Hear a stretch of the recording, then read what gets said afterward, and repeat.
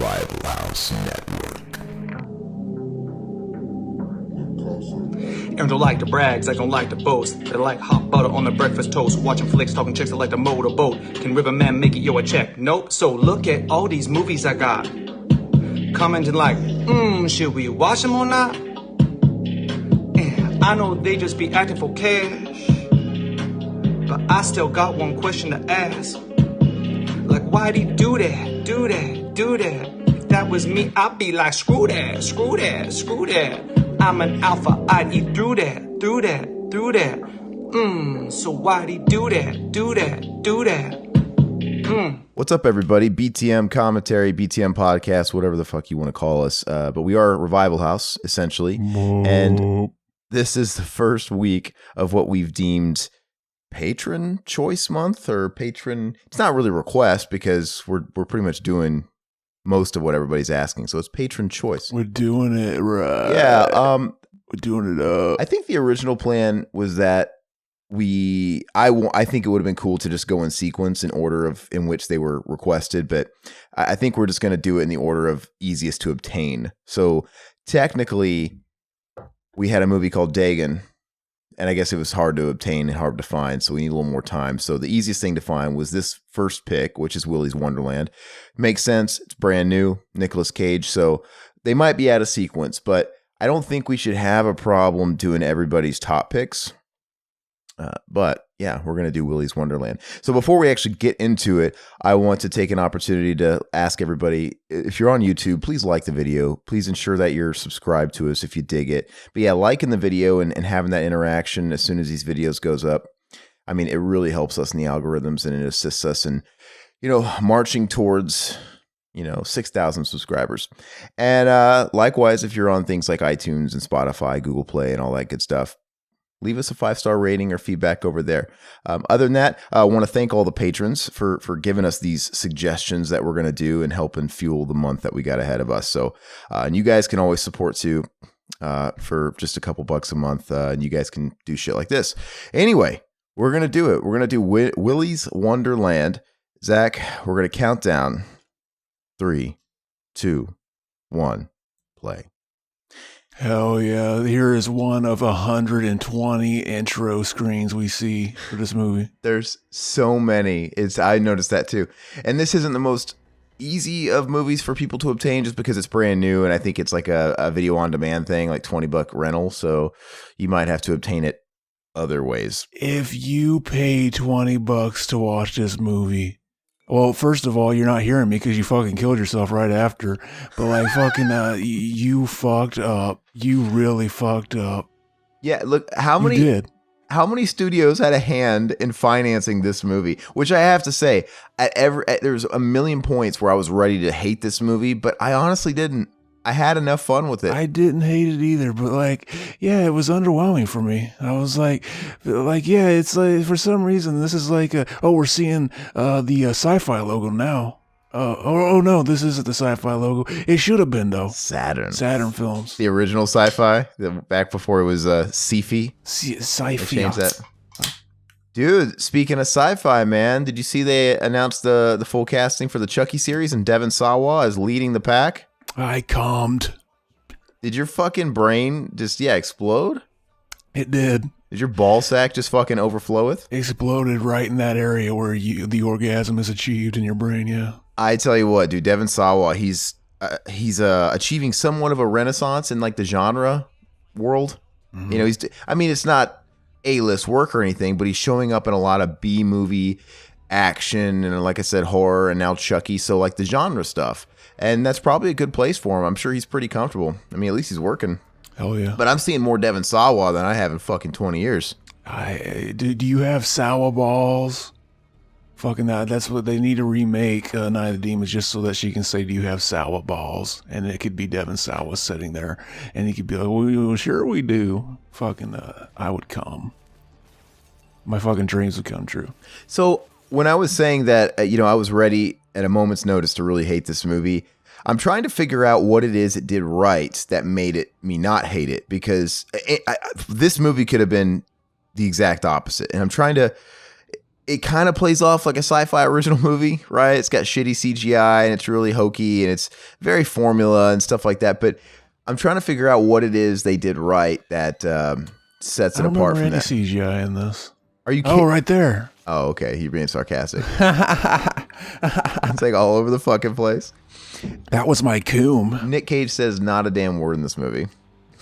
Isn't that Look funny? at these credits. Look at that font. Look at that font on these credits. Very, very Chad. Not generic at all. Yeah, it's supposed to be video gamey, I think. Yeah, they're doing the Five Nights at Freddy's. Apparently, this script was a rejected first draft of Five Nights at Freddy's. I can see why they rejected it.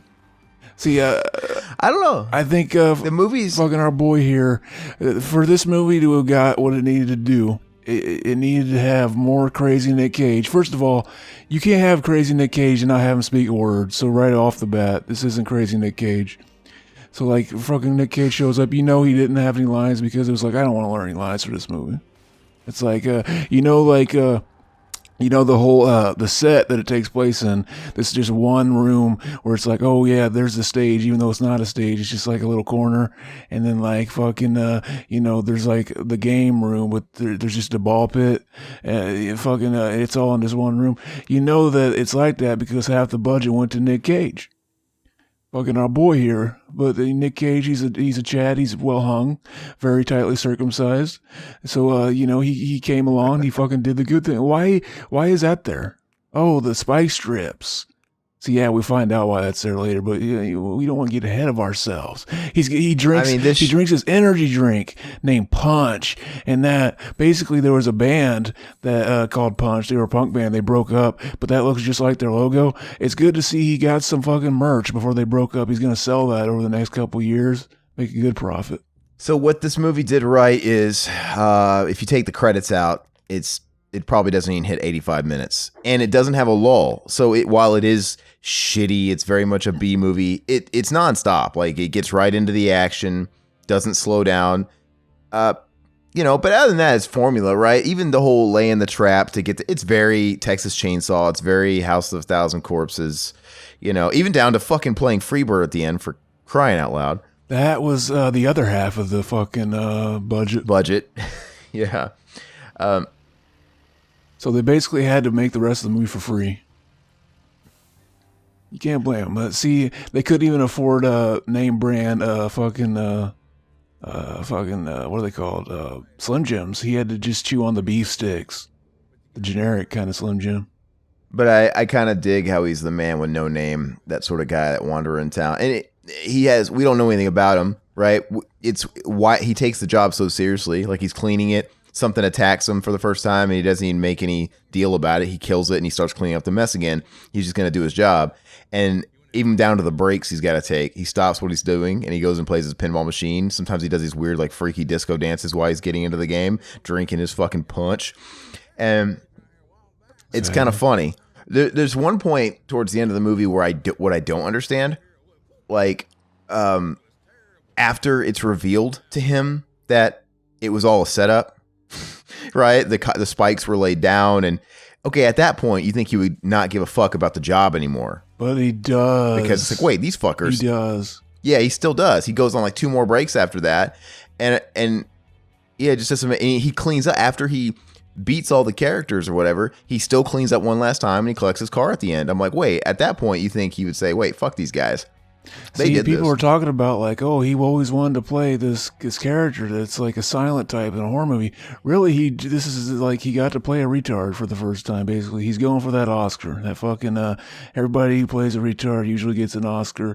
Fucking our boy for Forrest Gump. Fucking What's Eating Gilbert Grape. I Am Sam. Basically, yeah, he was going for that retard Oscar. Well, and that explains why he was so overpoweringly strong. Exactly. Right? Hey. Speaking of which, I watched Peanut Butter Falcon, and man, that was a great flick. I watched that per your recommendation. Didn't it make you calm? It brought on the feels, I gotta say. It was really good. And another movie that was really well paced. Exactly. Didn't have a dull moment. It was really good. I really, really liked it. I would own it on 4K. I don't even know if it's available because I think it was more of an indie movie, right? But oh yeah, I don't know if you can buy it on physical, but I would totally own it. I thought it was really, really good. That movie, you don't own that movie. That movie owns you. That movie makes you its bitch. Yeah, Shia, he's kind of having a bit of a resurgence too in some of those types of movies, right? Honey Boy was good. This was a lot better than Honey Boy, though. Mm-hmm. I liked Peanut Butter Falcon quite a bit more, but Honey Boy was good. We need a double feature: the honey peanut butter Falcon. Put some honey on your peanut butter. That's a good fucking combination. Yeah, They got to meet up. Oh, and, just reading some comments here. Nick Cage, just had his 5th marriage to that 26, 27-year-old Japanese girl. Oh, yeah. And he proposed to her on Zoom. Okay, so are we to expect just another onslaught wave of fucking shitty straight to on-demand movies, Redbox movies, to pay for that marriage now? Because isn't that what happened? Isn't that why we got all these fucking movies? Because he got in trouble with the tax man and he wasn't paying his taxes, and that was because he had like 4 divorces of his wife, took everything. You know what I mean? Oh, yeah. And that's why we have the Nick Cage that we have now. And yet he got married again. I think he has some kind of problem. You know those guys that have that real life disorder where the procreation, right? They just want to like procreate and impregnate all these women. It's like a real thing. I think he's got this thing with monogamy. He's a glutton for abuse. You'd think after 4 divorces and 4 wives that cleaned you out, and the cause of you not paying the tax man, and the cause of you just shitting your career away by doing these fucking movies like this, you'd think you would learn your lesson. Exactly. And try and work yourself up to a career resurgence. He's the Chad. Get that fucking National Treasure 3 money or something, right? But at this point, I think he's lowered his... And I'm not saying I don't like some of these movies he's done, but I think he's lowered his stock to a point where Disney's not going to fucking do a National Treasure 3. They're not going to fucking want to associate with him, man. This guy on the screen right now we're seeing, fucking Nick Cage, he won an Oscar at one point. It's really weird. This guy kind of looks like Harvey Weinstein without so much napalm on his face. Hell yeah. Doesn't he? Yeah. Fucking Harvey Weinstein. Is he ever going to finish that? Is he ever going to finish that beef stick, or is he just letting it soak in his mouth like a Mormon's cock and his fucking wives? Oh, fucking, that was the best when you get those fucking Slim Jims and just fucking chew on them. It was always hard though. Like it was one of those things you couldn't just fucking like let it. You couldn't savor it. It's always like I gotta take another bite, and then you kick yourself in the ass. You're like, fucking, it's gonna be gone quicker now. You gotta savor it. It doesn't last long enough. The fucking juicy goodness of the Slim Jim. Addressing, by the way, before I move on away from the Slim Jim, what is it about that last bite that you can just chew on like gristle-wise forever? It's no different than the rest of it. Because you don't want to let it go. You don't want to let it go. You should have been doing that through the whole thing. So addressing another comment we have in the chat here, Nick Cage needs those Disney bucks as Ghost Rider again in Doctor Strange 2 Multiverse of Madness. Funny enough, this weekend I watched Doctor Strange for the first time. I think that's the only Marvel movie I haven't seen. And it was one of the better ones, I gotta say. It was one of the ones that kind of stood on its own as its own unique thing, and yeah, I thought it was cool. I thought Benedict Cumberbatch was cool. I've always liked Doctor Strange.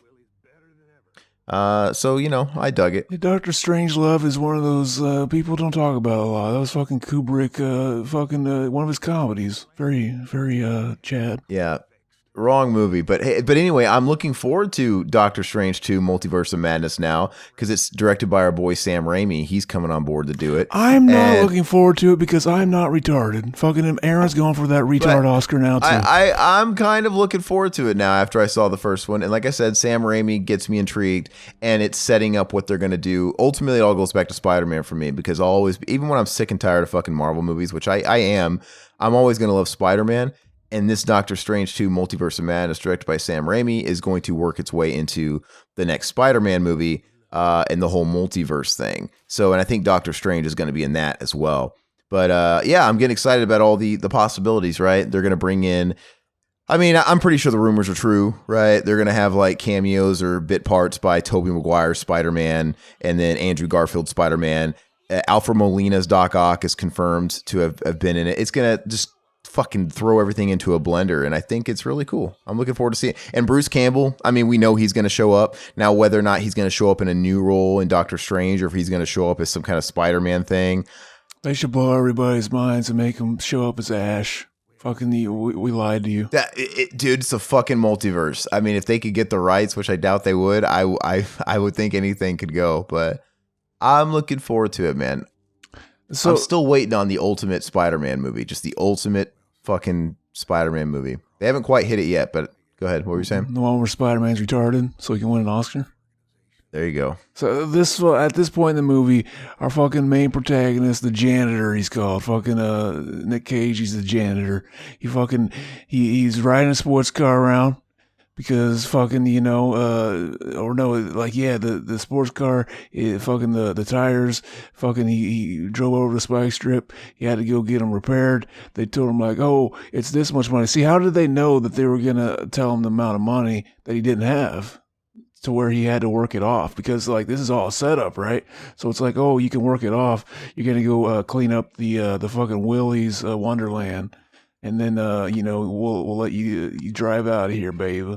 So yeah, he's got to overnight clean up this fucking Willy's Wonderland. It was an old school kid play area, fucking restaurant where with animatronic. It's basically like, what was that pizza place back in the day that became Chuck E. Cheese, baby, or Showbiz. Showbiz, and then it became Chuck E. Cheese.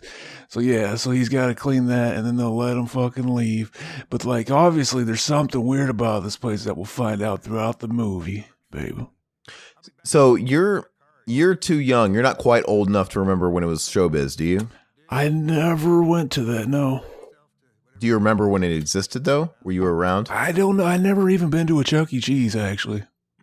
Okay. I don't think you were because they had Showbiz when I was in kindergarten, and I think that's about the extent of it. I want to say first, second grade or whatever. It was Chuck E. Cheese by then. So maybe you're a little bit young, but I remember when it was Showbiz, and the leader of the Showbiz crew was Billy Bob. And it was funny because I never called it Showbiz. I always called it Billy Bob's because I think that was just a thing in Memphis, Tennessee. Everybody called it Billy Bob's. Dog. But I think Billy Bob got downgraded. I think when it became Chuck E. Cheese's, did Billy Bob not join Chuck E. Cheese's band? Was he not like the fucking drummer or something? I don't know. Something weird. Look at me trying to make sense of the fucking Billy Bob lore. Exactly. The shared universe. Yeah, he actually fucking he went on to be in a retard movie. He played a retard in a movie, won an Oscar. Fucking Sling Blade. Very, very Chad. Whoa. So comments here. I was old enough back then to where they still had the animatronics. Do they not have animatronics anymore? I mean, I always knew them to have the animatronics. The last time I was in a Chuck E. Cheese was, I think, in the 8th grade. And I went for my little sister's birthday party. And she was I think it was my little sister.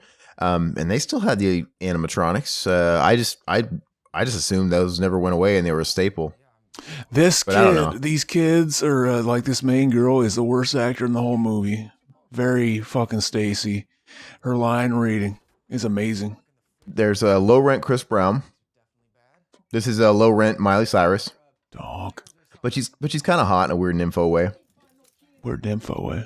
She got some big milkies. So you think the what's her name, Liv? You think she's the worst actress? Worst in the fucking movie. Every line she gives sounds like she's reading it right off a piece of paper, baby. Very Chad. But like, so these are the kids that they're trying to destroy the Willy's Wonderland because of something that happened in the past. We're still not so sure. For some reason, these kids have it out for the Willy's.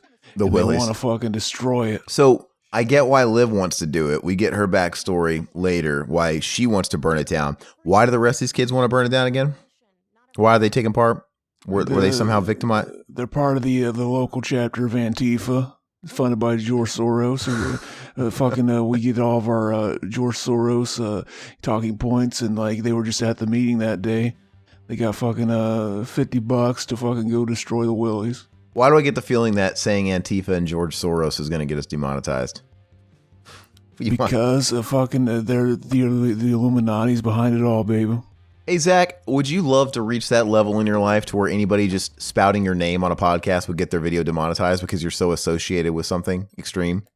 Maybe. Like you can't say Zach and then your last name without, stirring that. Very Chad. Yeah, there's a couple of moments like, okay, so they're all taking part. I get Liv's agenda, but they're all taking part with her. They want to burn it down, which, by the way, you could argue this is all Nicolas Cage's fault because they were going to burn it down. The only reason they all got killed is because, that one chick wanted to go in there and save Nick Cage, right? Fucking as you do. Yeah. That's fucking Nick Cage. He's the Cage. But there's just going to be this one scene coming up where low rent Chris Brown is fucking low rent Miley Cyrus.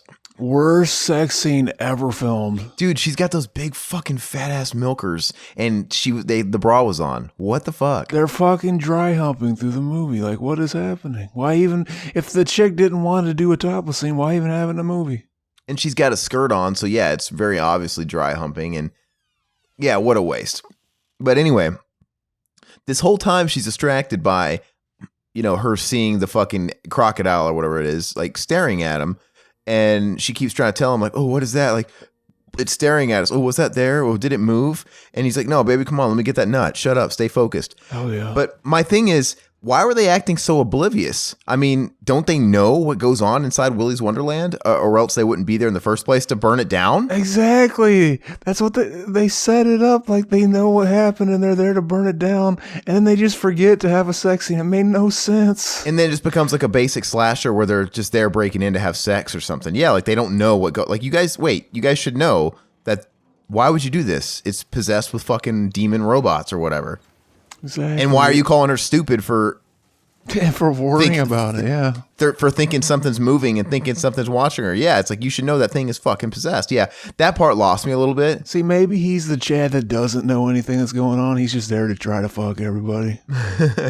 Yeah, well, that's why I was asking, was it established that they knew? And if not, why the fuck are they there going along with Liv to burn down a fucking building? No, they obviously had to know because they didn't even want to go in and save Nick Cage. They were that scared. They knew. Yeah. Yeah, so it makes me wonder, like, is it really that big of is that big of a flaw in the script, or was there some kind of rewrite that they forgot to change did they forget to change a tidbit with the rewrite? Like, well, fuck, we rewrote this, but we don't want to ditch the sex scheme, man. A lot of stuff in the movie seems like that. Like the fact that he keeps drinking this punch stuff, I thought was going to come back at some point. It was going to reveal something. The fact that he's playing this, it was like, oh, was he like? Did he go to this place as a kid and this is like, he could never beat this game and now he's going to fucking master it while he's fucking working there overnight? Nothing comes back. It's really weird. Well, the mystique behind his character doesn't really bother me so much because, why is he so, honestly, it is a little autistic, right? Why does he just kill these things like it's nobody's business? And then all of a sudden he goes back to his break and he's getting really into that game, man. He's like dancing and jiving and shit. And even down to that scene where it's the chameleon or whatever and he's gonna rip its ass and then all of a sudden his timer goes off for the break and he just hands her the knife and I don't know, I kind of have fun just guessing like what the fuck is up with this guy. But yeah, it kind of loses me. Like the second that she tells him, oh no, you're not even here to do a job, they fucking fucked your car up on purpose, you'd think at that point he'd be like, oh okay, well I'm not gonna work anymore. But exactly. See, I think it all goes back to what I said. He's just playing a retard in this movie. He's going for it. Well, some of those things he took everybody on Tropic Thunder's advice to heart. He's not going full retard.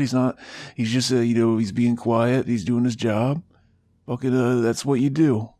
Looking at his profile there a second ago, it makes me think they should base the next Michael Myers mask off his face and the hairline too. Hell yes, fucking Chad Michael Myers over here. So this is his first encounter with one of the robots, and he just doesn't even wince. It's exactly. This CGI fucking, when he starts talking, it's like at first it was a little off-putting, like, oh god, it's one of these movies where it's all this shitty CGI, but the movie's so dumb and over the top that you just kind of don't care anymore. It doesn't bother me. Like, whatever. So the way he's acting, the fact that he was playing the fucking stuff in the pinball machine, and then the way he's like acting to this, and then like when he finds out that it was all set up and he doesn't care, I was convinced like, yeah, he went there as a kid and he knew about all this and he's there to fucking do it himself.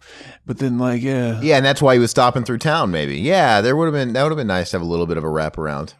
See, I'm trying to give the screenwriter more credit and say that he left it all open so that you can like infer that on your own. But I think he just might fucking he might be an Aspie. Yeah, you're right. Fucking us Aspies stick together. We recognize Aspie. It's so funny. I think the comment was deleted, but I'm going to read it anyway because I saw it and I remembered it. But it was asked, do we think that the ostrich fembot is hot? I think only I have a dick big enough to get it down that throat. Oh, fucking. I would like to see how close to the bottom I can get it. Fucking, mine would pop out the ass. Fucking all the way down and then pops out the ass. Wait, now he's saying, oh, He's saying, yeah, my bad. It was a man bot. That's why I deleted it. Oh, wait, it's a man? Well, then, yeah, okay. Well, fuck. You misled me. Well, then it'll still happen. My dick will go all the way down the throat, pop out his dick hole. Okay. Yeah, Zach can have it now. Fucking hot ass fucking ostrich. So yeah, now they're setting up the cops who are sitting around waiting by the phone. Basically, they know this goes on, and they're part of the setup. And then like, yeah, they're just waiting just in case they get a call where it gets out of hand, baby. But we'll find that out later. I'm gonna make a list of movies, and I'm gonna have something common. Nightmare on Elm Street, Children of the Corn. Lots of fucking movies that rip those off. This movie. Why do these people stay in these fucking towns? Why is that why is that not an option, right? Like, we got to feed them. So they stop getting our kids or whatever. They stop move. It's a small hole in the wall town. How tightly knit are your roots there? Just fucking leave. Fucking it's a psyop, baby. Fucking the person that wrote this, he didn't just write the fucking main characters retarded. He wrote the entire town as retarded. You know what I mean? Haddonfield. Move from Haddonfield. Right? But Elm Street, fucking move. I don't understand why you would do a really good job letting your kids forget about Freddy Krueger if you fucking took him out of the town where people knew about him. How about that? Move. Because then there's no movie. There's no franchise. Exactly. But yeah, why are these people so fucking brainwashed of tricking these people? It just doesn't make any sense to me. It's so stupid, but. Exactly. And I guess I'm a little lost on the sheriff too. They kind of set her up like she's more than the rest of them, but they don't really like the cop and everybody's just kind of in on this. It's almost like a cult vibe. They want to please these things, so they protect their town. It almost comes off like they've been doing it for so long that they kind of forget why. They're kind of brainwashed to a point. But why does the sheriff seem almost more motivated in a sense? Like, she seems a little bit more. I don't know. I don't like evil. The sheriff's daughter is the fucking leader of the Antifa squad. Liv. Yeah, her adopted daughter. And she ends up in there so that and then they call the cops, and then she has to get involved because her daughter's in there, baby. She's ready to just fucking like, oh, forget it, like they're gonna die and they'll let them, but then she has to get involved, baby. And what'd you think of this scene where he like overnight? Fucking not even the entire night is spent cleaning up. With one rag. Yeah. First of all, if I walked in and saw this fucking graffiti everywhere, I'd be like, yeah, my ass, this isn't happening. But seemingly with one rag even and one little bottle of water or whatever the fuck that is, he cleans all this. Yeah. He fucking completely gets those sparkling white. Just a rag too. Like, no pumice stones, no scratch pads. Look at this. I want that cleaner. Industrial grade. Whatever the fuck. But yeah, I mean, I really do think he must be on the spectrum or something, because he's so meticulous. It's almost ADD. It's almost, you know what I mean? And just the fact that, look, like I said, I can't get past it. He finds out that this was all a setup, and he still does the job. It's fucking weird. What is the word I'm looking for? Not attention deficit, but retarded. By the time he fucking like finished doing all that with that rag, his arm would be so fucking sore. But he's still like, he's just fine. Like, that's just like the opening fucking, he's like the opener now. Now he's gonna get onto the real band. Fucking very Chad. Very Chad. What do you think of the use of duct tape? He uses duct tape as his band-aids. Basically, yeah, they didn't want to use a fucking actual band-aid because he looked too much like Nelly. Because he's such a Chad. There you go. Very Chad. And then look, he sees this right after he just got done cleaning it. He doesn't even think that's weird. He's just like, oh, that's a fucking, hate when that happens. And like you said, this would all make so much sense if at the end there was a wraparound that he was going through that town for a reason and he had experience there and he knew, right? Then it would all make sense. Like, oh, okay, this is why he fucking gives no fucks. Dude, it was so funny. I was watching this with the lady, and this is the kind of movie she would hate, and just like, this is so fucking stupid. But even during this scene here where the gorilla's in the urinal and he starts just beating the shit out of the gorilla, she just burst out laughing because it was so fucking stupid. And he's punching that gorilla in the face. Yeah, you probably can't tell on the recording, but our boy Aaron here is breaking up quite a bit. So yeah, we might need to resync the movie because it sounds like his internet's fucking up. But yeah, this scene right here, I actually I laughed at this scene. It gave me a chuckle. The scene where he opens up the stall door and the plunger just slaps in his face. That was actually pretty funny. And yeah, I forgot to mention, I watched the Red Letter Media review of this movie earlier, and like, yeah, a bunch of stuff I noticed they were talking about, and yeah, they talked about some stuff I didn't notice, but I was just like, oh yeah, so I'll bring that up too. Oh, my fucking movie froze. As we watch. Hell yeah, that gorilla, he reminds me of Magilla Gorilla. I fucking remember that show from, we got a gorilla for sale, Magilla Gorilla for sale. Great, babe. So there's this channel like on digital cable. It's called Boomerang, where they show all that stuff. They show like what's it called? 1 banana, 2 banana, 3 banana, 4. They show all Banana that splits. stuff, and yeah, like for their like commercials, they'll have weird little promos for other shows, and there's a Magilla Gorilla one, and there's a rapper going, "We got a gorilla for sale, Magilla Gorilla for sale." Very dank. Very dank. I love the fact that he fucking made him eat that porcelain. Exactly. Why is he taping his stomach down though? Did he suffer a wound there that I missed? Or is he just like, oh, I'm getting old, I gotta fucking get that gut in there? Well, and this also lends to the fact that he might be on the spectrum too, because why would you put that fucking much tape on you? It's just gonna hurt like a bitch when you take it off, but he seemed like he was overdoing it, right? Even if he did suffer a scratch. Fucking exactly. If we should try and interview Nick Cage and ask him, like, hey, did you play this character as if he was on the spectrum? You're fucking definitely on a spectrum right now. Your fucking internet's on a spectrum because you're cutting out again. Very unchad. Did I lose you guys again? You for a second, yeah. Hello? Fucking very unchad. Hello? Do you want to pause it? Can you hear me? You want to pause it? Can you hear me or can you not hear me? I can hear you. Can you hear me? I can hear you. You're not telling me if you can hear me. Okay. Gosh. Well, I was asking like a million times and you weren't saying. Well, you're probably lagging, and I didn't hear it until later. Yeah. It's fucked up, man. I don't know what's going on. So, yeah, my movie's just kind of like buffering here. Where are we at in the movie, man? Oh, hell yeah, look at that hero shot right there. Our boy fucking playing his pinball. Ever since I was a young man, I played the silver ball. See, that song was about him. Deaf, dumb, and blind kid. They forgot mute because he doesn't talk in the movie. He sure plays that mean pinball. He does make some sounds at the end when he's killing Willy. He kind of growls. Exactly. He's very primitive, very caveman-esque. He probably fucks like a beast. So the girl that survives this and rides off into the sunset with him, she's gonna be well taken care of. You know what I mean?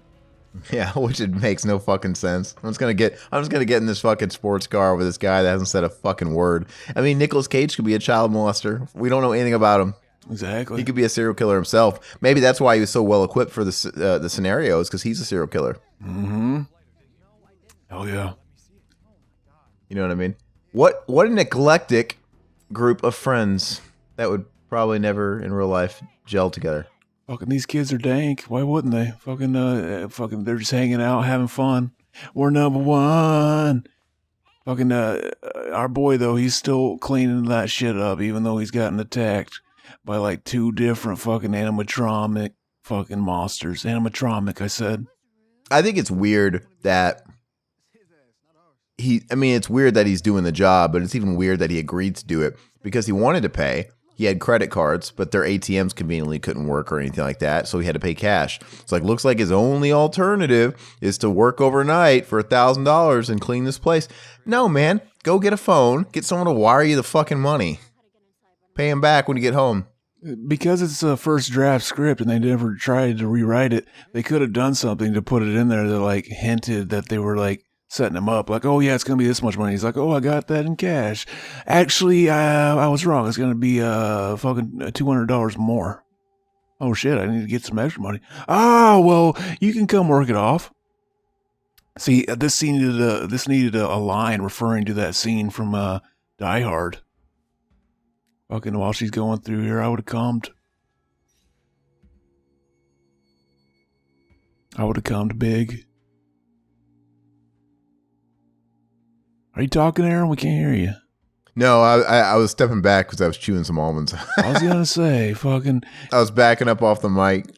It showed your little fucking your icon blinking green, but I didn't hear nothing. Because that was the crunch, baby. That was the almond crunch you were seeing blinking. Fucking almonds are donk. Fucking the best. Fucking that you get the Hershey almonds. Fucking there's nothing better than that. Fucking nothing better than eating a big king size Hershey almonds and just laying in a pool of your own piss and shit and cum. As we were saying before we started. Yeah, we're gonna pretend not everybody already hadn't heard that before. Exactly. You know, the almonds are super filling too, man. They fill you up all day long. They fill you up, Buttercup, just to let you down, mess you around. But worst of all, they never call, baby.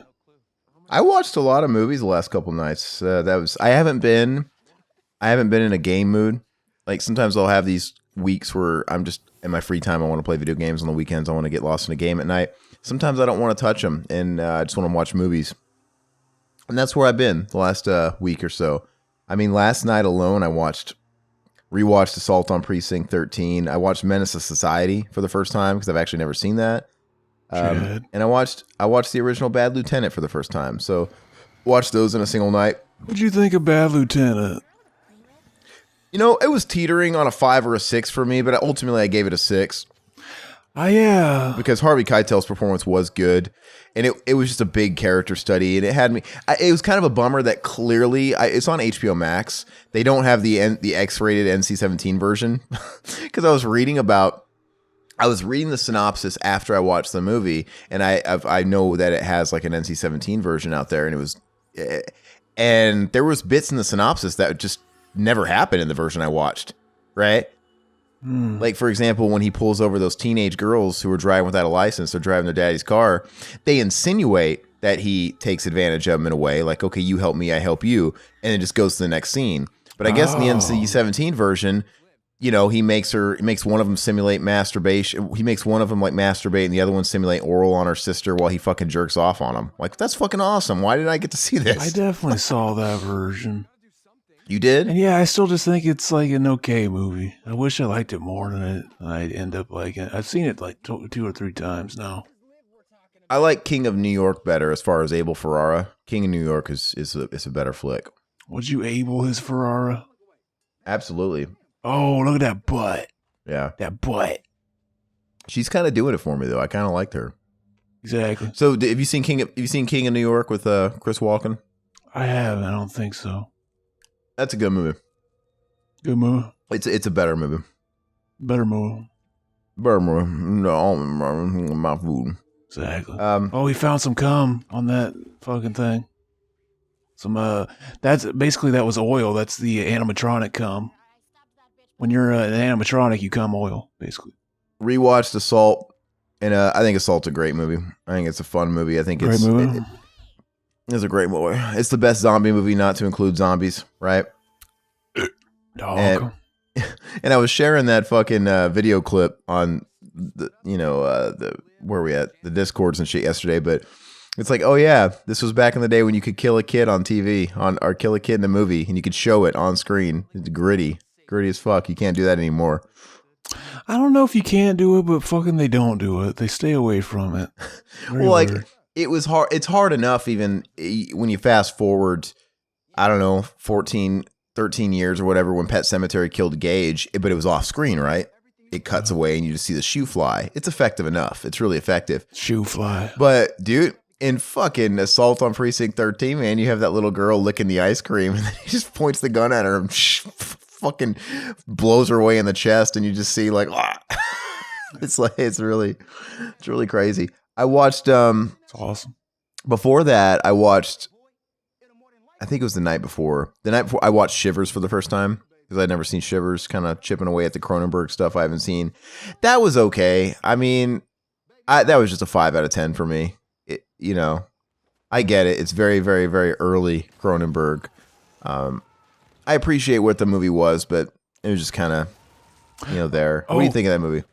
I thought the same thing. It's fine. Look at this. Look how little this ball pit is. Very underwhelming ball pit. Fucking lame ball pit. But like they fall in through the roof and end up in there. They end up in the thick of it because she went in to get him out. Fucking our boy, the cage. And they were like, oh yeah, we'll stay outside.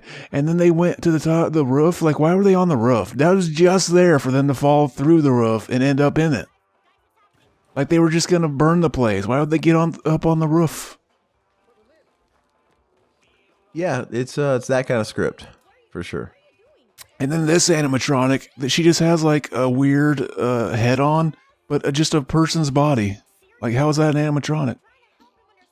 Did they just ran out of ideas for that one? Rest of them are animals too. Like she's like a fairy or something. Yeah, what's happening here? Kind of doesn't really fit.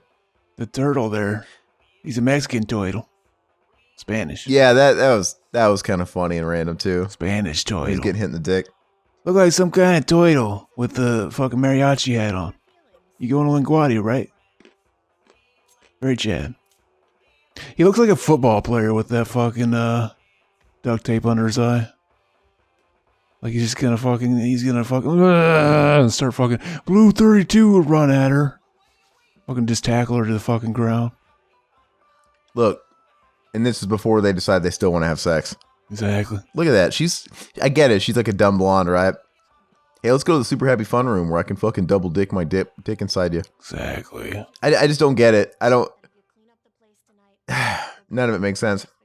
They're the basically they're the paid off fucking what's his name again, fucking Chris Brown, George Soros. They're the actors. Oh, I got you. So they don't really know fucking all the shit behind this. They're just there for the fucking the clout. Yeah. They're probably the same people that were fucking paid to pretend to be Trump supporters at the fucking that riot too. Very beta.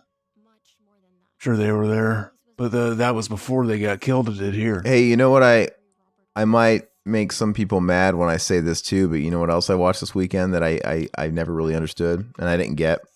What? So, Pussy? I watched the original. Can you hear me? Mm-hmm. I said pussy. The original Coming to America. That's one of those movies that I've seen, not seen over the years. If that makes sense. I've kind of seen it over the years for years on syndication. I've seen chunks. I've kind of seen the end, but not the middle. I've seen the beginning. It's one of those movies. I sat down and I finally watched it front to back. And it's really just a 5, but I bumped it up to a 6 just because it was at least a nice 80s time capsule. And that kind of brought the enjoyment factor up for me. Because that's always fun to me. And I watched it so I could watch the sequel, Coming to America, with the number 2. And that movie was a 5 because it's kind of more the same, but no cool 80s aesthetic. And I just don't think they're that funny. I didn't see the second one yet. Fucking, I'm gonna check it out. We're getting the backstory real quick right here. Where the fucking basically, it was basically a serial killer who ran Willy's. And he was taking kids in. He basically hired a bunch of people that he could he found out oh, you guys into making kids suffer and shit like that. So basically he cultivated all these other serial killers. And they were fucking killing these kids. And then the cops show up and they performed a satanic ritual where they fucking transferred their bodies into the fucking animatronics basically. So that's the backstory of this fucking thing. The Mexican killer was wearing a sombrero. Oh yes. Very Chad. So we know which one it is. Exactly. Yeah, I watched fucking Coming to America for the first time not that long ago. I enjoyed it. Fucking yeah, it was oh yeah, I'd watch this. I think that's how I'm gonna grade shit like that. That's kind of funny there where he tried to grab her titties and she called him fat. Yeah. Very not Chad of her. He should have just been yeah. She's oh, you want me to suck your dick, fatty? I would have been yeah. Fucking, I don't care that you're a robot. Yeah, I think that's gonna be like what decide because it's always hard to be like, oh, well, the difference between a 6 and a 7. For some reason, that's always hard for me. Maybe I'll make it like, oh, would I watch this again? Yeah, I'll make it a 7 then. Maybe that's how I should do it. So I'll yeah, try so that. that's kind of how I'd differentiate a 6 and a 7. So wait, so what do you call Coming to America for you? Is that a 7 or a 6? I gave it a 7. I watched it. I think that movie's nothing. Go ahead. I watched it thinking like I had to watch it, and I wasn't in the mood for comedy. So I mentioned that like, oh yeah, I didn't laugh, but like a lot, but like I would watch it again, and I thought it was pretty entertaining. But to me, it's like the time capsule of it, the '80s aesthetic, and the fact that's everything to me. And if you watch the second one, it's sequelitis, right? As you can expect. Except most of it takes place in Africa. Like it's very little in actual America, and it's PG-13 this time around. So in the first movie you get to see some titties, and I think there's the odd F-bomb or two. You don't get that in this one, and it's just I don't know. Without that fucking 80s backdrop, it's not as fun for me. And does he still have his babe wife that he marries at the end of the first movie? Like, why is he going to America now? No, everybody's in it. They brought back everybody except for his mom because I guess she's probably since passed. But James Earl Jones, everybody's in the fucking movie, even Louis fucking Anderson. Everybody, Louis Anderson, and yeah, no. So the reason why he's going back now is because for some like internal political reasons in Africa, it would serve him to have an actual heir because he has 3 daughters with that hot babe you were talking about. He never had a son, but then he finds out he did sire a son when he was in America, and they kind of give some backstory on what happened. And they do a lot of flashbacks, and they do a lot of that de-aging shit, right, to make it look like it was the first movie with Arsenio and fucking Eddie Murphy to kind of plug in the shit we didn't see in the first movie that, brought on the events of this one. Chad. And so yeah, it's about they just do the reversal. That's all it is. Now we've got like Eddie Murphy's son, right? Who's now going to Africa, right? He's the fish out of water. He's the American, whoa, right? It's Rush Hour 1 going into Rush Hour 2. It's all it is. Yeah, I mean, and in my opinion, I don't feel like Eddie Murphy has that much to do in the movie. So it is what it is. It's a 5. You know what I found out recently? I watched Mars. My movie keeps stopping, man. Hopefully my connection's not fucking up. Hell yeah, fucking. You know what I watched recently? I watched fucking Mars Attacks, and I didn't realize how much of a fucking all-star cast was in that. Oh yeah, did you not see it back in the day? I never saw it. Fucking.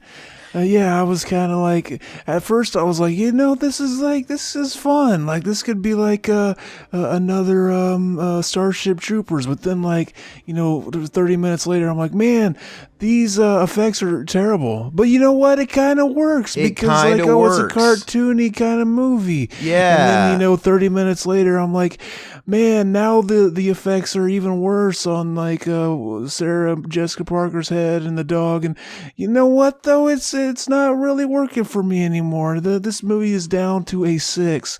And then 30 minutes later, I'm like, you know what? I'm kind of fucking over this movie. It could end right now. And it got down to a 5. But you know what? The thing is, I found out because I was watching an old recorded Monster Vision with our boy Joe Bob. He brought up that Pam Grier, who's in the movie, very babe, fucking at one point she was married, or she was dating Richard Pryor and was dating Kareem Abdul-Jabbar. And he brought up something that reminded me of Coming to America. He's like, at some point they were dating, and because Kareem Abdul-Jabbar is Muslim or something, he was like, oh yeah, you gotta we can never really be more than just, dating unless you convert to my religion too. And so she's like, oh, okay, I'll figure out some shit with your religion. We'll see where this goes. And then one day he called her and he's like, oh yeah, you want to get married? And she's like, well, I still want to have some time to kind of, learn from your religion and stuff. And then he's like, well, the thing is you can marry me, or tomorrow I'm going to marry a girl who was basically raised with the intention of marrying me. So you can do that. And I'm just like, she must not have done it, but like I'm just thinking like, wow, they're raising a woman for the sole and purpose of marrying you. Now I really don't want to join your fucking dumb religion. But she probably didn't say that. She should have though. Yeah, I didn't know that. Very Chad. Mars Attacks though has always been one of those movies for me too, where I saw it all the time. Back in the day, I remember when Mars Attacks came out on HBO, that was during this weird era when I was a kid where we were basically living in hotels. It's a lot like that one movie. What's that movie? Willem Dafoe, right? In the fucking, he's the hotel groundskeeper, the hotel manager, and all those people live in the hotel. I don't know why I can't think of the title. But anyway, we were living in a hotel all the time, so we had HBO. And I remember ad nauseum, they were fucking running Mars Attacks and Spawn all the fucking time. And I watched that movie, both those movies, a million times over. And Private Parts, Howard Stern Private Parts. So yeah, it was around like 97, right? Perfect year. You know what, too? Mars Attacks had another thing in it that I thought was going to lead somewhere and didn't. It had fucking Jack Nicholson playing two roles. And like the one of the roles that like the gambler guy and the gambler guy goes nowhere. At some point I thought like, okay, is the real president gonna die and they're gonna like get this guy who looks like him to pretend to be him so that the American people don't freak out? And that went nowhere. I was just like, okay, fucking whatever. My idea was better. I just think it's like you were saying with the CGI and stuff. It's so hokey and bad that it almost works for the movie though, because it's supposed to be pulpy and a throwback to, the old Mars Attacks and shit, right? The old serials and stuff. I kept thinking though, like this would have been so much better if they used animatronics. Very Chad, it would have been. Yeah, and I don't know what it is about it, but like I said, I always want to go back to it. I don't know if it's nostalgia. I haven't seen it in quite a while, but I don't know if it's because I watched it so much during that era that I have some kind of fondness for it. But yeah, even when I watched it, even though I know it so well, I always felt like it's lacking in some way. And it's got Danny DeVito, it's got Jack Nicholson, it's very quotable. Michael J. Fox, it's got fucking Jack Black in an early role, Martin Short. It's got so many people in it. Like you said, you remember who Jack Black's girlfriend in it was? She's got like one scene. No, the redneck. Who was it? Christine Applegate, looking like she just walked right off the set from Married with Children season 5 or something. Hell yeah, nice. Very Chad. And then you have, what's her face, Natalie Portman. Mm-hmm. Yeah, it's very quotable. Like I like a lot of the scenes in it, but when you watch it as a whole, it is missing something. And it's got Pierce Brosnan. I don't remember what it is, but I give it a pass on the hokiness and the schlockiness because I know it's a throwback to the old serial. It's supposed to be like that. And actually, I think it's streaming on HBO Max, and maybe I've been kind of wanting to watch it again. Mm-hmm. So maybe I'll watch that tonight just to revisit it and see how I feel about it all these years later. But yeah, it always felt like it was missing something, and I can never really put my... And it's a Tim Burton movie, too, which is kind of easy to forget, I feel. Mm-hmm. Real quick, like while I'm thinking about it, like back to this movie, fucking that we're watching and doing commentary for, we forgot for a minute. I blame Aaron's internet basically, fucking making us not want to pay attention to the movie. But anyway, like one thing I noticed is like, yeah, the color grading on the movie, it's very bad looking. Like it's like purplish most of the movie. I couldn't tell if the way it looked in the grading had something to do with the copy I was watching, because it does look a little weird and off. I think that's just kind of the stylistic choice. And like whenever he kills and fights these monsters, it's just very shaky cam, quick cuts. It's annoying. Yeah, I noticed that too. Yeah. I hate it. It looks like, it's the camera's doing all the work. Mm-hmm. Look at this. They're telling us that this is intense instead of just it being intense, letting us decide on ourselves. But he killed him right as he was getting that nut on the fucking on the Miley Cyrus chick. Yeah. My connection is struggling hardcore, but I'm just gonna keep going. See, fucking the movie, they wrote the Cage is a retard. Basically, the whole town's a retard. Your computer's a retard in this fucking commentary. Basically, we had to match the aesthetic of the film. Yeah, it keeps going in and out and stopping and going, and until it gets really bad, we're just gonna keep it going. And like Zach, everything you said in the last minute was like, I couldn't really, but like I said, as long as I'm hanging on by a thread, I'm going to keep it going. Tired of fucking stopping. I mean, if it fails again, you could just watch what I'm like sharing. You won't be able to hear it, but luckily. Oh, I don't need to hear it. How do I see that?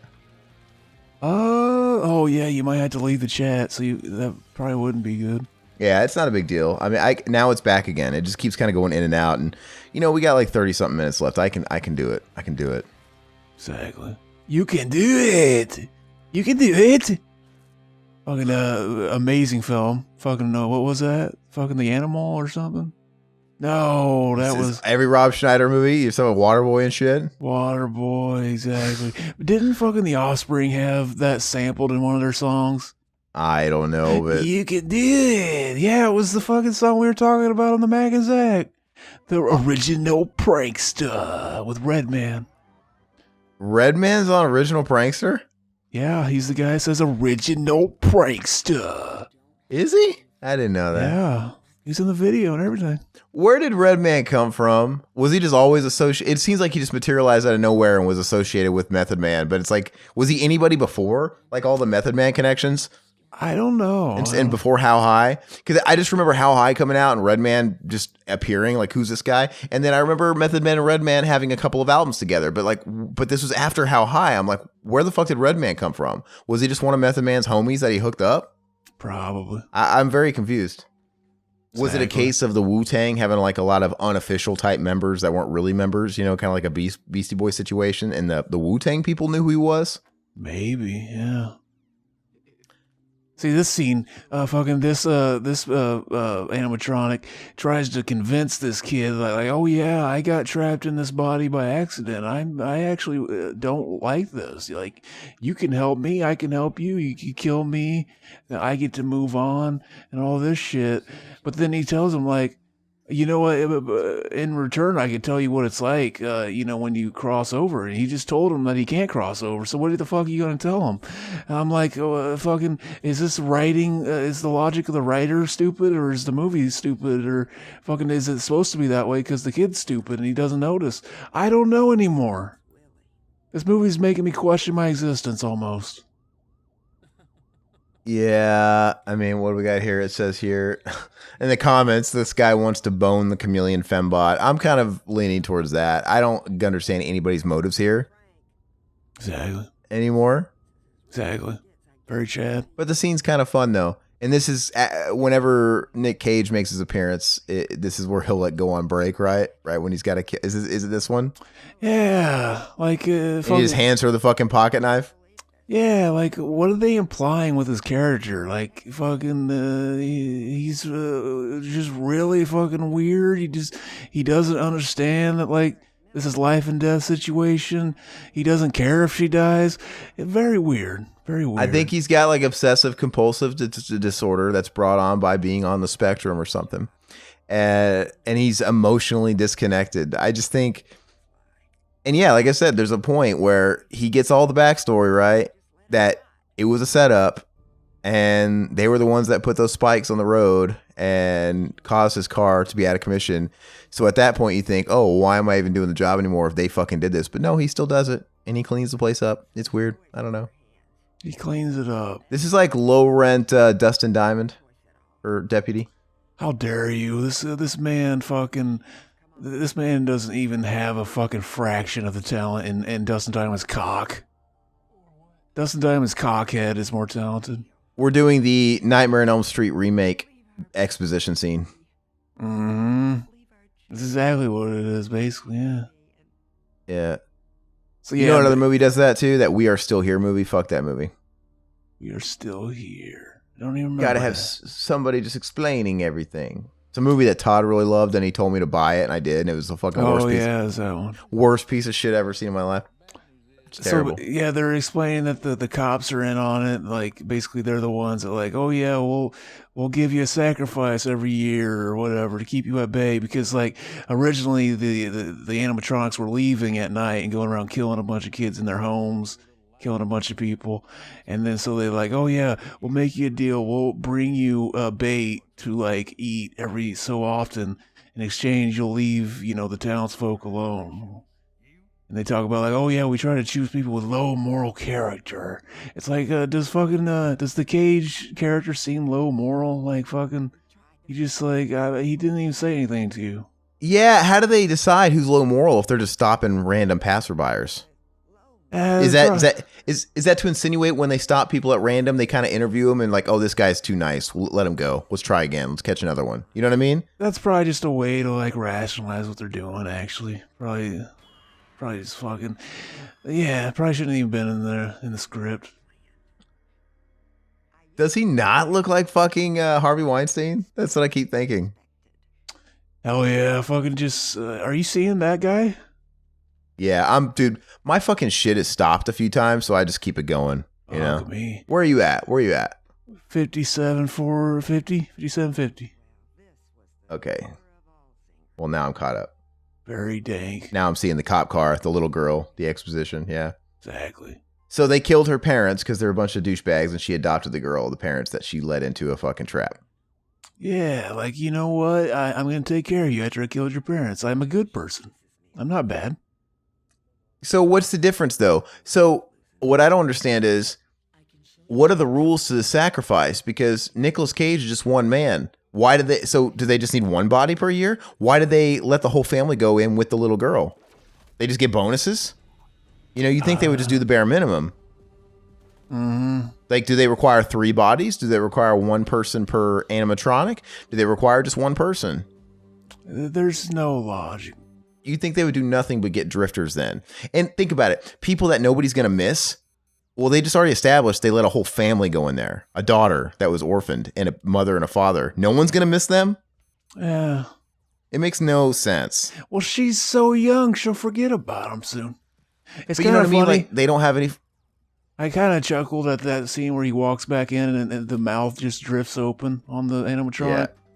Yeah. Very dumb, but I chuckled at that. This is all dumb, but I found look at this. I found myself chuckling throughout the whole movie, actually. And like, it's funny that like fucking this is Nicolas Cage doing this movie. If it was anybody else, it might not be like chuckle worthy even. Like, yeah, fucking Nicolas Cage is completely like, he won an Oscar and he's doing this movie. That's so funny. Well, like I said, he's got to pay all those fucking alimony and those fucking ex-wives, man. He's got a new one. He's got a new one he's going to have to pay soon. Did you watch the other one, the fucking Five Nights at Freddy, or the Banana Splits one? Banana Splits, no. I would say that one's probably a little better than this. Even though I gave them the same rating, after watching this one, I was like, fucking Banana Splits, they actually fucking like fleshed out the characters like you should do in a movie. Like, there was is it more or less the same premise, or is it actually offer something different though? It is, but like that one, like they knew that like the characters had to be cutesy and funny whenever the kids are watching it, and then they had to turn dark, whereas these guys just look dark the whole time. They don't really look like any real like animatronic, like, you know, thing. They kind of look scary the whole time. In a way, like, yeah, but like, yeah, on the other one, it was, I didn't like that one either, but it was like, compared to this, it did some more things right, I think. God, I was gonna say something and I totally forgot. I keep getting distracted because my fucking copy of this movie is just keeps buffering and buffering and buffering. But there was something I was gonna say, and it was brilliant, I assure you. You're probably gonna say this, you're so right. I should just download these movies before we record. Oh, no, I was going to say, I always do this thing whenever I watch any kind of movie that involves survival. I always play a what if game in my head. Like, what if it was John Rambo in this movie? How would the movie transpire? So what if it was John Rambo that was driving through this small town and he got trapped in Willy's Wonderland? You know, like, that would be a better movie. Sylvester Stallone. He's so fucking like ridden with the post fucking he's too fucked up from the war that like just the act of his car breaking down and them seeing the spikes would have fucking made him go on a weird fucking like hermit. He'd run to the woods and like hide out for like 8 days. None of this would have happened. He'd just be in the woods right now. Well, John Rambo wouldn't have been driving. He just would have been wandering with his little backpack through the town, right? Exactly. And they would have been like, "We don't like your kind around here, baby killer." he can't fucking read and shit. I watch. And they're just like, oh, you can't have your driver's license. Whenever I watch Predator or Predator 2 or whatever, I'm like, what if this was John Rambo, like versus the Predator? Like, how would this go? Sick obsession with that motherfucker, John Rambo. I really do. Like, I think Rambo would make every movie more interesting. Fucking I would love to see the Rambo going against the Terminator. Like, what if Rambo was in the Terminator universe and that's who was going up against, like, the T-1000 or something? He's fucking sitting there talking to the Terminator, just like, fucking, we're not gonna make it, are we? Fucking, it's in your nature to destroy yourselves. And then that fucking dank-ass Papa Roach song starts playing. You don't need to do it ourselves. Yeah. It's in nature to kill ourselves. It's in nature to kill each other. Dude, that band fucking sucks, man. Oh, they're amazing. My dad was obsessed with that first album when it came out. I'm like, oh. Cut my life into pieces. Fiery. Dude, it was so funny. Like, there was that weird moment in my life. You know that moment I think a lot of adult men go through where they realize, oh, your dad's not a superhero anymore, and I'm now stronger than my dad because he's getting older and I'm more, and you just kind of have that thing. I had that so young. I remember being influenced by my dad's music because when I was growing up and I was a little kid, he was still listening to what he liked in high school, what was cool in high school. So I sort of got my upbringing on Judas Priest, Black Sabbath, and old thrash, the Metallicas and the Testaments and stuff like that, and it was really fucking cool. And then I don't know, like I just thought he liked really cool music, but no, he liked it because that was the hit music at the time. But as I got a little older, he just kind of went with whatever trend. And I took what I was raised with and ran with it, and I got into other, metal music, and I got more underground, and I got more experimental and stuff like that. And then in like the late 90s and early 2000s, my dad was getting into what was hip, and he liked that Papa Roach CD. He liked that first Disturbed CD a lot, and I'm just like, Dad, your music is gay, dude. And I was fucking listening to, I'd found Rain and Blood at a pawn shop, and I had found. Like, I had gotten into Meshuggah and shit like that. See, that's why he wasn't. That's why he wasn't impressed whenever you learned the Crazy Train riff. You should have learned the fucking chuggy fucking Papa Roach riff. He would have been like, "Holy shit, son!" He was listening to Dead Cells. Yeah. Oh god, it was. And even me as a kid, I don't want to impress anybody anymore. I'm like, Dad, this music sucks. Cock rock. It really was cuck rock.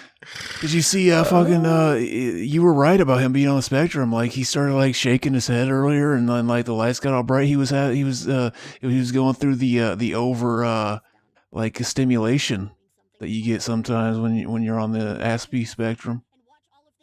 Yeah, I think he is. You can see, before you kept saying he was on the spectrum, and I kept feeling attacked that you were blaming me for this fucking character. But like fucking, you might have been right the whole time. I think it is. Very Chad. Well, the guy that you left to die. She's about to take down the Carlos Mencia animatronic. Hell yes. Which is actually kind of entertaining. He's like, not my balls. Por favor, no more, por favor, no more, por favor. I would love a biopic about the guy that was pretending to be Carlos Mencia, because that wasn't even really his name, right? His name was Ned something. His name was Ned something. Yeah, his name was Ned. Was he pretending to be Mexican altogether? Or he was Honduran. Yeah. He wasn't even from Mexico. Which, is, and I get it. Being from Honduras isn't exactly a broad market to build a shtick around, right? Because it's just another country in Central America. There's a whole cluster of small countries in Central America.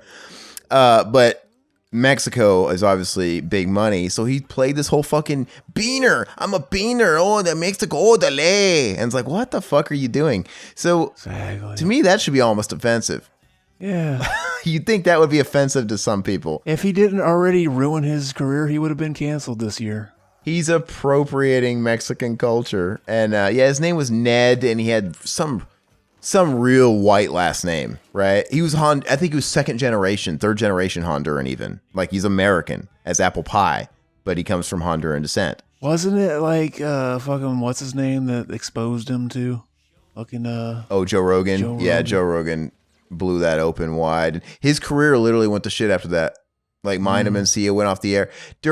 Speaking of which, a movie I watched that was really shitty? The other day I watched that Heartbreak Kid, and it really dated itself when Carlos Mencia was in it. Like, God, this is like that couple of years when Carlos Mencia had a career because of Mind of Mencia, and he was popular, and he was actually, I guess, showing up in bit roles in movies because that ended quick. I forgot so much about Carlos Mencia. I saw that movie, didn't even recognize him. Holy shit, that's funny. It's not a good movie, Didn't though. even care to recognize him.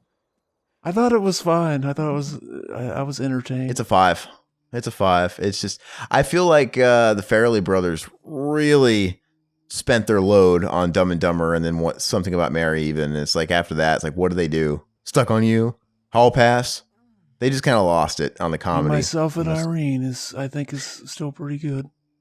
Me, Myself, and Irene. I want to rewatch that, but I used to own it. I remember that was one of the first DVDs I bought when I had a DVD player, and I was working my first job at Toys R Us. And I swear that movie's just imbalanced, like because the first half of the movie is fucking. Yeah, I remember thinking like it becomes more of a like action adventure, like kind of like a heist kind of thing.